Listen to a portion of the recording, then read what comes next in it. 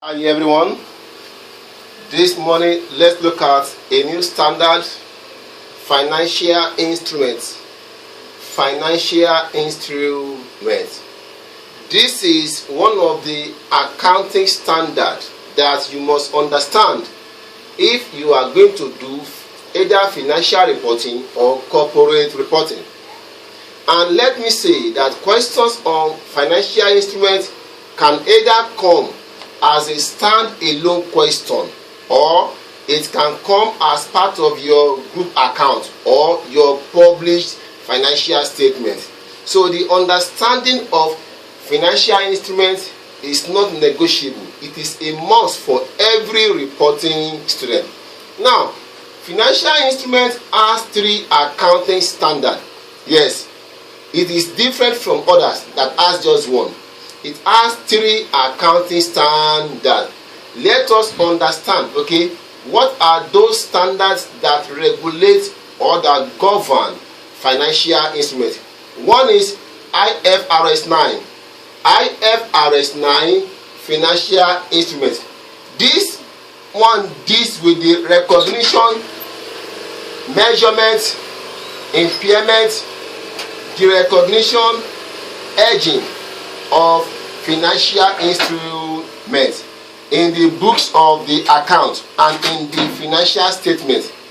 That is, IFRS 9 prescribes to us how to do the recognition, measurement, and impairment of the financial instruments in the books of the account.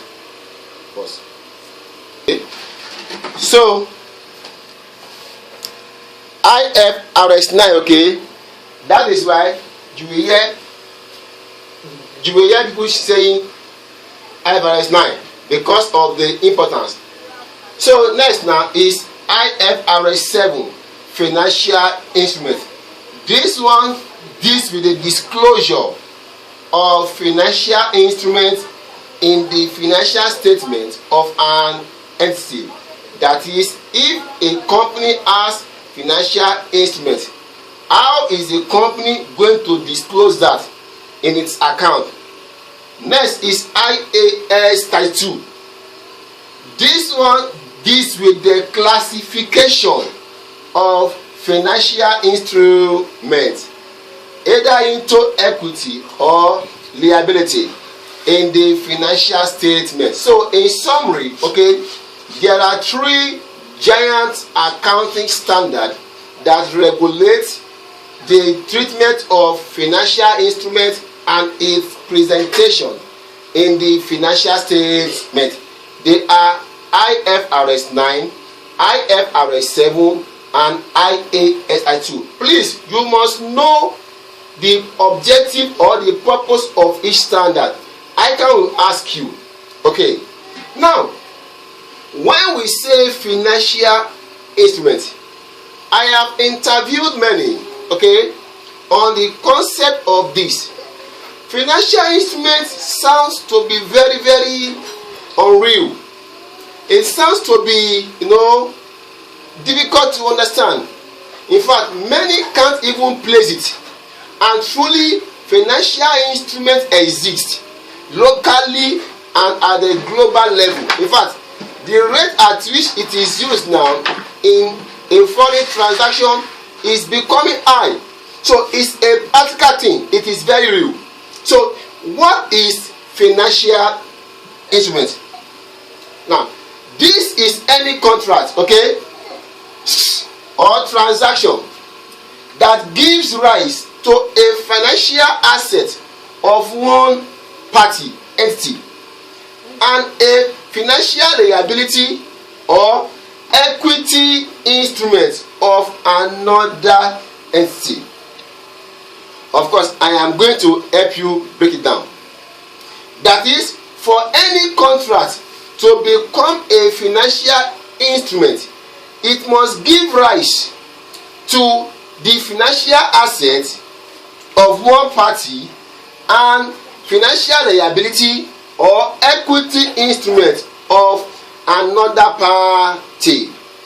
Okay, let's now, for instance, okay, if I invest in a bond, okay, a company has issued, let's say, 7% redeemable bond for 4 years, and I invest in that bond, okay.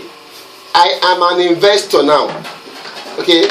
Now, to me now that invest in that bond, I have what? Financial asset. It's my financial asset. Why to the company that issues that bond is what? Financial liability. Because the company has issued a redeemable bond. So it means that at the end of the 4 years, the company is going to refund back the amount invested. But over the 4 years, okay, I'll be collecting interest, okay, interest income, which is my financial asset. And at the end of the 4th year, I will also collect the amount invested. So now, in this case now, there is a financial asset, okay, for me, and liability on the bond issuer, because there is an obligation, okay, on the company that issues the bond, because the bond will be redeemed after 4 years. So to one party there must be a financial asset, and to another party there must be a financial liability or equity instrument. So that is that. Next now, what are the examples of financial instruments? There are many, okay, but I just gave us this few. One is what? Is credit sales, that is trade receivables. I have sold goods to you, then I have the right to receive cash from you, while you have the obligation to pay me cash. So 2, investment in equity shares. Yes, if you invest in equity shares of another company, to you is a financial asset. Next, investment in bond, that is debt instrument. 4, purchase of treasury bills. 5, issue of loan notes or debt or debt instruments. Yes. Next now, bank savings. Okay, bank savings. So these are examples of financial instruments. Please, for you to know, okay, for any transaction to become a financial instrument, it must result to financial asset to one party and financial liability or equity instrument. So next now, classifications of financial instruments. That is, we can classify the totality of all the financial instruments into 2 according to IAS 2. Financial instruments can be classified into 1, financial asset, okay, 2, financial liability or equity instrument. Just like I said earlier, okay, the contract must give rise to one party to have financial assets and to the other party financial liability or equity instrument. So let's take it now one after the other for proper understanding. Now, what is financial asset? Financial asset, this is a contractual right to receive cash or another financial asset from another entity. Of course, financial asset, okay, gives you the right to receive cash and another financial asset. Let's see now. I have invested in bond, okay, in bond. To me, the bond will appear in my account as my financial asset before maturity. Why? Because on that bond, I will be collecting interest income every year. And at the end of the bond life, I will also collect the amount I invested. So, financial asset, okay, puts on you the contractual right to receive cash or another financial asset. Next now, what are the examples of financial assets? One is what? Trade receivables. Just like I said, as a seller, you have sold goods, okay, to your client on credit, and the client has taken that goods. Now, you expect to receive money, right? That right for you is a financial asset. But to the client to whom the good is sold to is financial liability. Next now, investment in equity. That is, when you invest in the ordinary shares of another company, to you is a financial asset because you are going to receive dividend, okay, and what?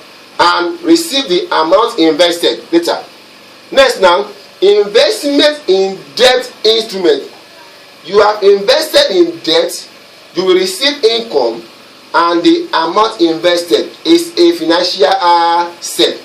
Next, investment in treasury bills and also bank deposits and your bank balances. Okay, please take note that your bank deposits, okay, and all your bank balances are part of your financial asset. Okay, only if your bank balance is not overdraft. Exactly. Next now, classification of financial assets. Now, I can ask this question, I think 4 days ago. Now, according to IFRS 9, financial assets can be classified into three. One is financial asset measured at amortized cost. Out there. 2, financial asset measured at fair value through profit or loss. 3, financial asset measured at fair value through other comprehensive income. Out there. Actually, okay, this classification is based on the financial asset measurement. If you hear in any exam that what is the classification of financial assets, it is just these 3. Exactly.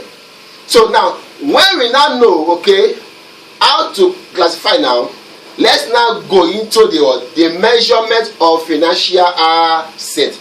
Just like you know that for every asset there must be a measurement. Okay, so now how are we going to measure now our financial asset? Just like any other asset too, our financial asset can be measured in 2 ways. 1, at initial measurement. 2, at subsequent measurement. So let's take it one after the other. At initial measurement, okay? By now, when you say initial, you are saying what is the total value, okay? What is the total value of the financial asset on the date it was purchased, okay? What is the value now? The value you are going to carry it now, okay? Before it is measured again at the end of the year, okay? Because subsequent measurement talks about the measurements at the end of each year. But initial, what is the total value? What amount should we record now in our account as a total value of the financial asset? Now, according to IFRS 9, financial assets should be initially measured at fair value. At fair value, that is what? The purchase price, the amount you actually paid, plus transaction cost out there plus what? Transaction cost. So it means that to get the initial value of the financial asset, okay, it is the purchase price plus the transaction cost, like brokerage commission, agent fee, sale commission out there. All those costs you incur through an agent when you are trying to invest or to purchase the financial asset, except if the financial asset is bought, is held for trading purpose out there. That is, if the financial asset is bought, okay, for what? For trading purpose. That is, it is bought now and it can be sold at any time. In that case, okay, at initial measurement, it will be measured only at the fair value, that is the purchase price. So you are not going to add the transaction cost. If the financial asset is held for trading purpose, the transaction cost should not be capitalized, but what? Rather be expensed in the P&L. Out there. What are we saying there? If you are buying this asset, okay, for trading purpose, right? That is, you are not buying it to collect cash flows or interest, okay? The transaction cost should not be capitalized at initial measurement. Instead, it should be expensed in the P&L of that year as an expenses. But if it is not for trading purpose, so it means that you are going to capitalize the transaction cost, okay? That is, you are going to add the transaction cost plus the purchase price to know the total initial value of the financial asset. Now, so we are on the measurement of financial asset. Just like I said earlier, okay, or like any other asset, okay, we have initial measurement and subsequent measurement. Now, I have talked about the initial, so this is the subsequent now. When you say subsequent, that is the measurement at the end of each year, okay, to know the closing value of the asset that will appear in your statement of financial position. Now, according to IFRS 9, financial assets can be subsequently measured either at 1. Amortized cost, B. Fair value through profit or loss, C. Fair value through other comprehensive income. You see, let me say here, because this is where students have issue. Yes. Now, the subsequent measurement, okay, right, is determined. First, the subsequent measurement, okay, is determined, okay, based on the business model objective. Please take note of this point carefully. The subsequent, okay, measurement, okay, is what is determined based on what? On the business model objective. 1. A financial asset, okay, could be bought, right, for cash flows only. That is to collect your annual interest. I mean now, year 1 interest, your annual interest to maturity. That is that is number 1. Business model objective. For instance, I am investing in government bond now. I will sell it. I will keep it till it matures. Out there. So, if that is the case now, it is what? At amortized cost. Out there. At amortized cost. Because I am going to keep the asset till maturity, such that every year I will be collecting my interest, and at the end of the year I will collect my principal. Now, fair value through profit or loss.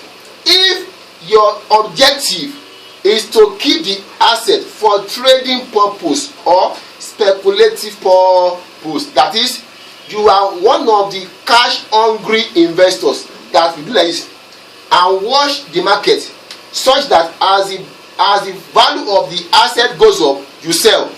How would you sell? In this case now, your objective is not to keep the asset till maturity. Exactly. So you are to use fair value through P or L.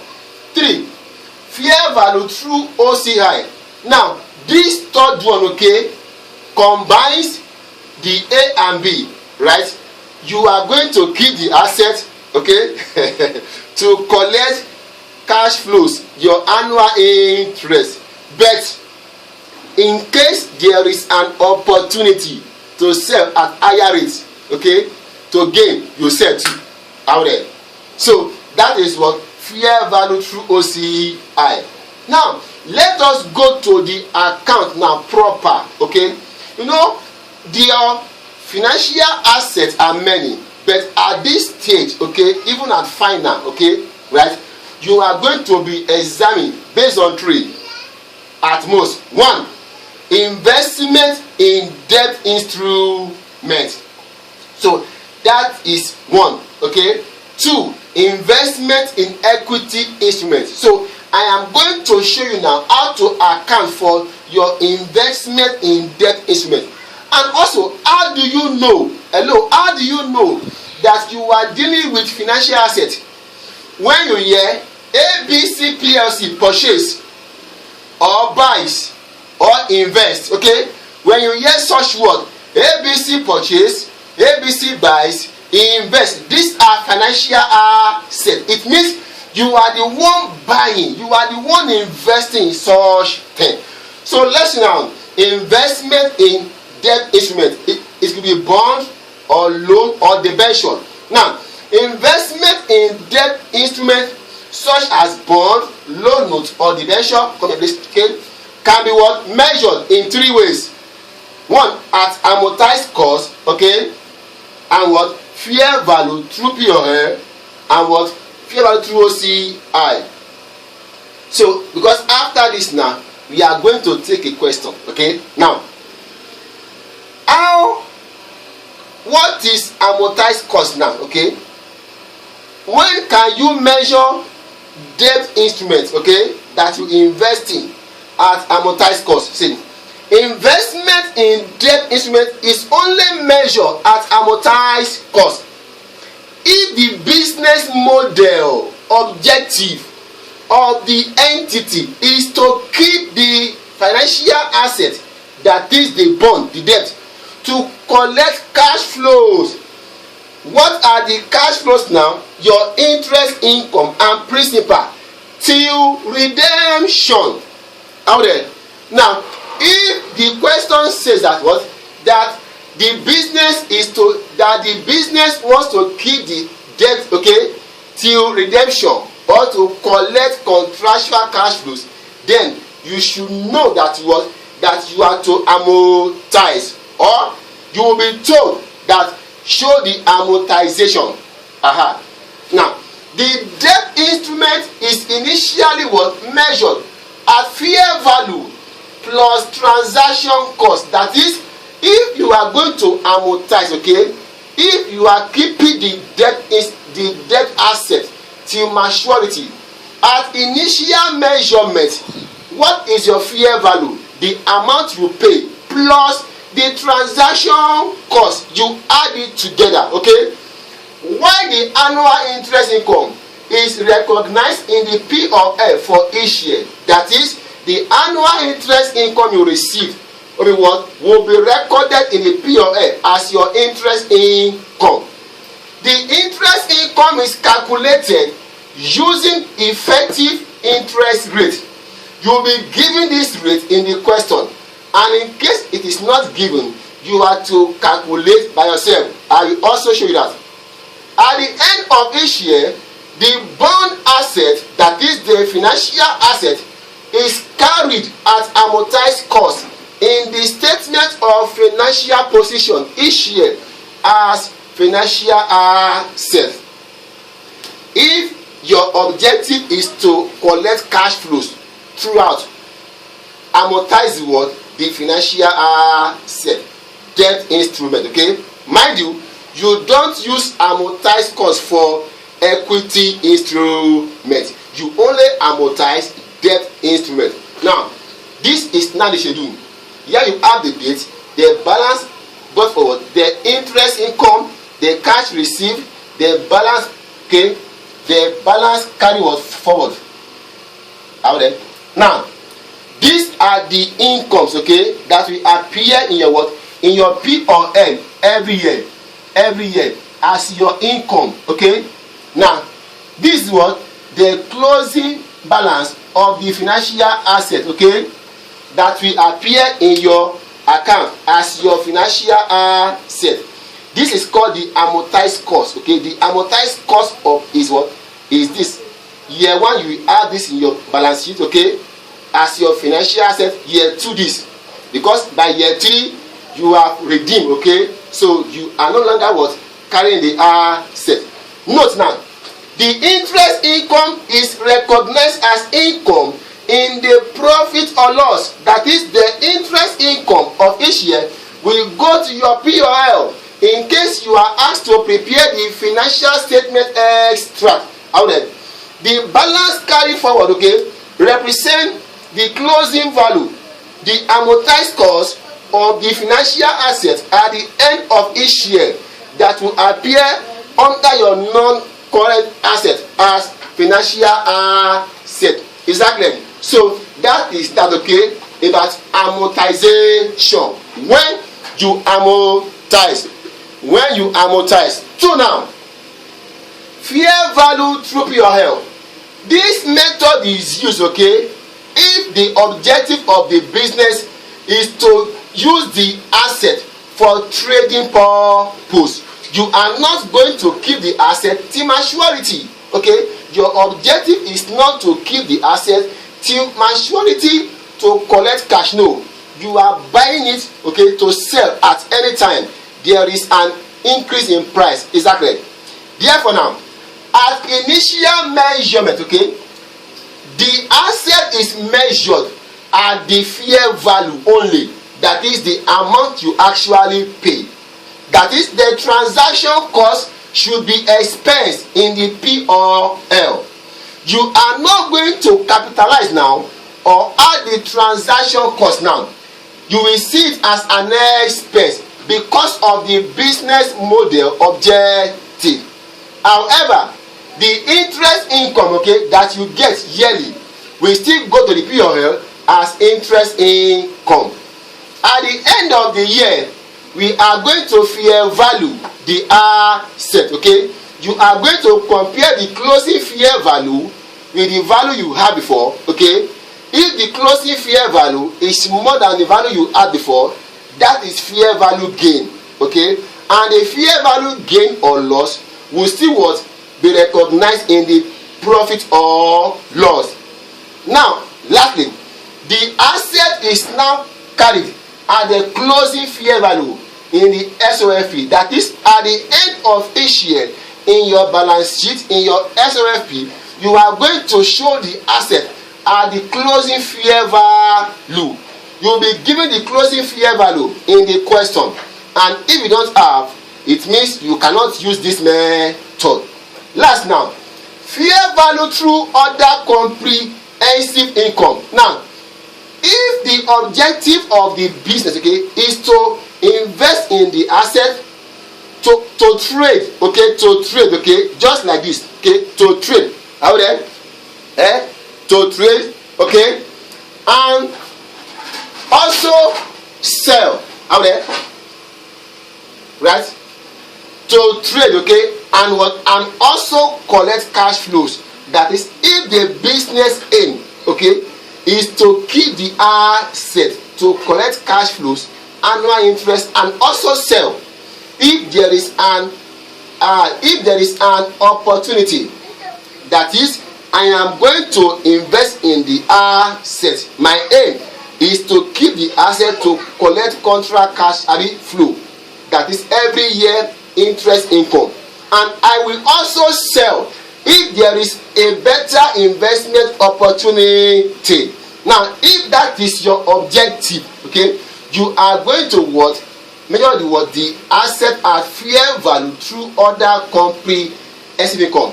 Now, at initial measurement now, okay, you are going to capitalize the transaction cost now, okay, with the fair value, okay, that is with the purchase price of the asset.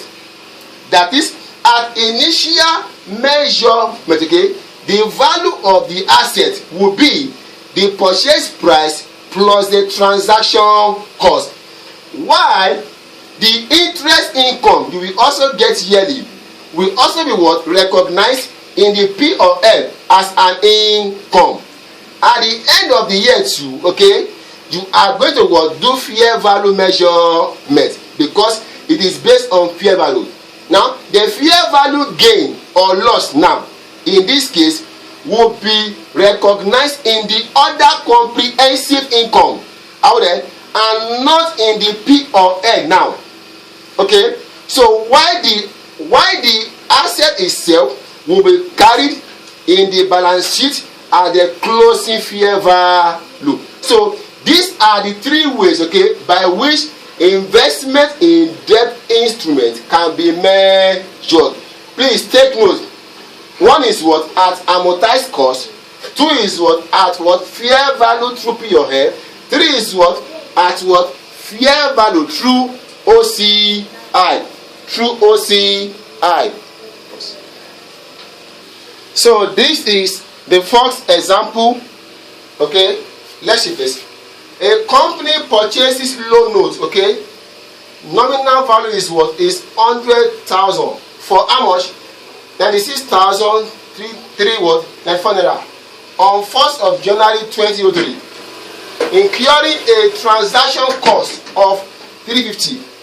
The loan notes carry interest paid annually on 31st December at what? At 4%, okay? At 4% of the nominal value. The loan notes will be what? Redeemed at par on 31st December of 2005. The effective interest rate is 5.2%. This is what the rate at which your interest income is determined. Now, show the amortization of the loan notes from the 1st of January 2003 to 31st of December 2005. B. Show the financial statement extract. Now, you know, from what you can see now, okay, this is what financial asset, you are buying now, okay, you are purchasing loan notes. This is an investment in debt instrument, and the nominal value is what? Is 100, right? But this is what you actually pay, okay? This is what? The purchase price, right? The fair value. What you actually pay is the fair value, and you also incur transaction costs out there. So now, before you can show the amortization schedule, okay, you need to first of all determine the initial value of the debt instrument on initial measurement. Therefore, solution: initial measurement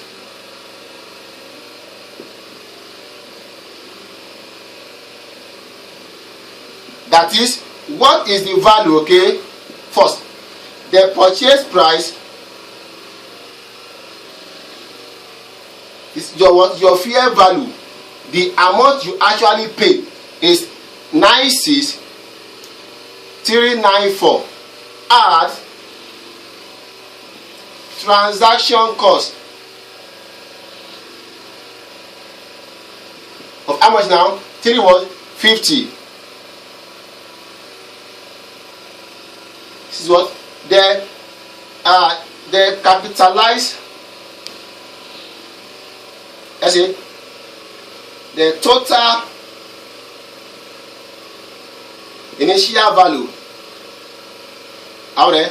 So is what now? 4,796. Okay, out there. So this is what the total value of the asset now at initial measurement. Now you know I add the transaction cost. Why? It is what measure on amortized out there, on amortized. So I add it was the cost. So let's show down the amortization, okay, schedule. We are asked to show the amortization. So amortization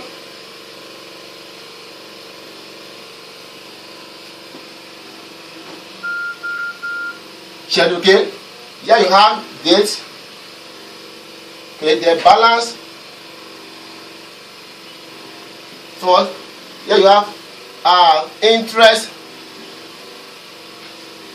income at what? Effective interest rate, okay, is what? Is 5.2%. Your cash received at what? 4%.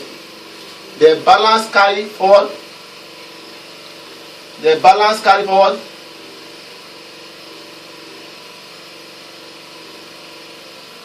Out there. Okay. Now, so let's see now. You know your interest, okay, income, right? Is the actual income you will be collecting every year, and it is what done using the effective interest rate, right? So, but the cash that you are going to actually get is what is calculated based on the nominal value. Okay, so the loan, okay, was from what? From January 2003. I say 2003, 2004, 2005. Right? It will be what? It will be redeemed. So what is now the initial value now? Let's see. Okay. It is what? It is 96744. Okay. This is what the initial value of the debt instrument.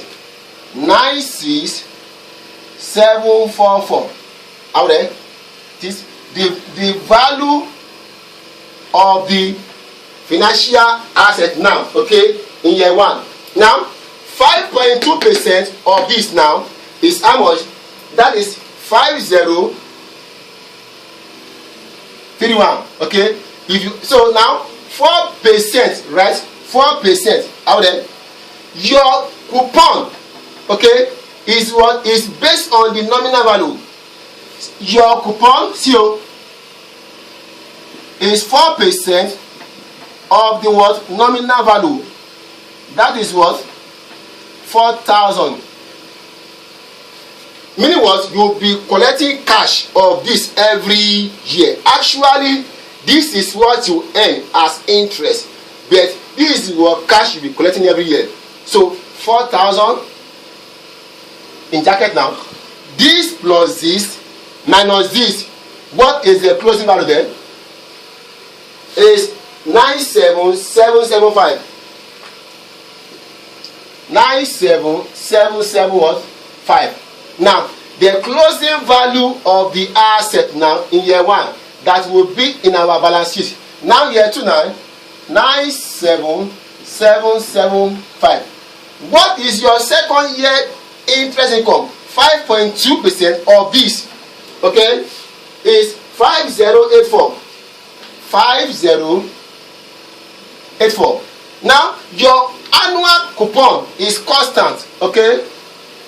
So this plus this minus this, out there, that was 98859. 98859. Remember, that we are to what? Amortize for 3 years. So it means that at the end of the 3rd year, okay, we are going to redeem our asset. So the asset will no longer appear in our account as financial asset. Now, the closing value of the asset in year 2, now say here 98859. What is the interest income to in the 3rd year? 5.2 of this is what? 5141. 5141. Now, because the bond is to be kept for 3 years, which means that at the end of the 3rd year, I am going to redeem the bond, get my investment back. So in the 3rd year too, right, you are what?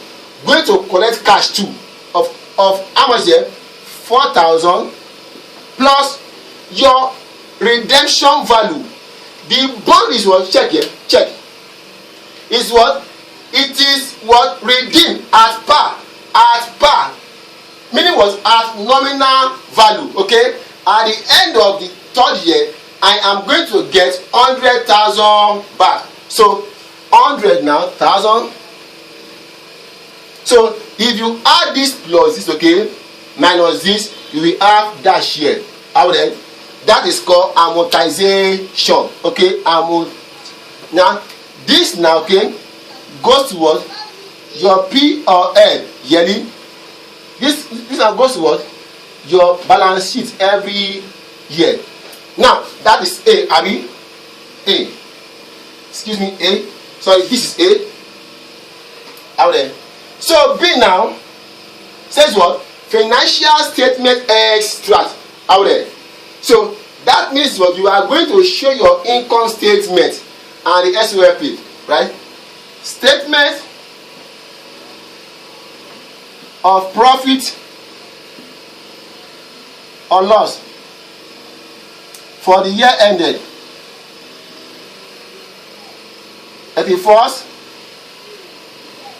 December. Now for what? For 203, 204, 205. Now, what is that thing that will come here? Is your annual interest income. This is the income you actually earn, okay? But this is the cash received. So you are going to show the income. Say interest. Now year 1, you have that 5031. Year 2, 5084. Year 3, 51, okay, 41. Now there is statement of financial position now.